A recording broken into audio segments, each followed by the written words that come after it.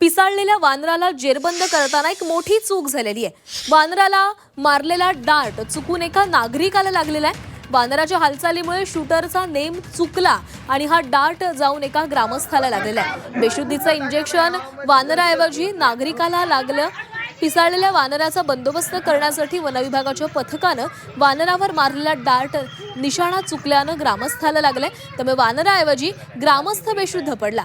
यवतमाळच्या उमरखेड तालुक्यातील भवानी या गावात ही घटना घडलेली आहे। गावात एक वानर काही दिवसांपासून धुमाकूळ घालत आहे, ग्रामस्थांवर हल्ले करत आहे, त्यामुळे या पिसाळलेल्या वानराचा बंदोबस्त करण्यासाठी वनविभागाचं पथक गावामध्ये पोहोचलं।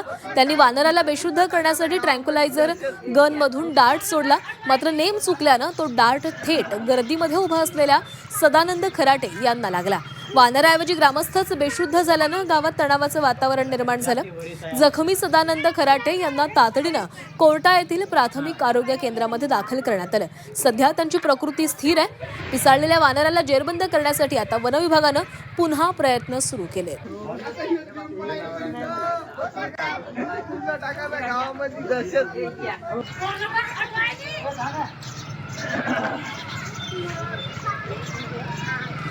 आणि या संदर्भात बोलणार आहोत आमचे प्रतिनिधी श्रीकांत राऊत आपल्यासोबत जोडले गेलेले आहेत। श्रीकांत, यवतमाळमधली खरं तर एक विचित्र घटना, कारण वानराला बेशुद्ध करण्यासाठी डार्ट मारला होता, मात्र तो एका ग्रामस्थाला लागला, ग्रामस्थ बेशुद्ध झालाय।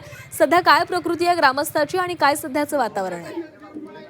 नक्कीच भवानी गावामध्ये या पिसाळलेल्या माकडाने हैदोस घातलेला होता आणि याचा उच्चार पाहता ग्रामस्थांच्या तक्रारीनंतर वन विभागाचं पथक या गावामध्ये माकडाचा बंदोबस्त करण्याकरता पोहोचलेलं होतं आणि माकडाला बेशुद्ध करून त्याला जेरबंद करण्याचे प्रयत्न या वन विभागाच्या पथकाचे होते, परंतु त्याला जेरबंद करताना ज्या ट्रँक्युलायझर गन मधून डार्ट मारण्यात आला त्यावेळी तो डार्ट माकडाला न लागता ग्रामस्थाला लागलेला आहे। माकडाच्या ज्या हालचाली होत्या त्या वेगाने होत्या, शिवाय नागरिकांची देखील गर्दी होती असं वन विभागाकडून सांगण्यात आलेलं आहे आणि त्यामुळे निशाणा चुकला आणि तो डार्ट एका ग्रामस्थाला लागला।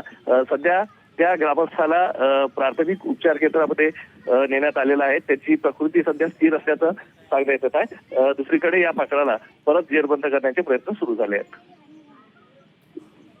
नक्कीच धन्यवाद श्रीकांत दिलेल्या सविस्तर माहितीसाठी।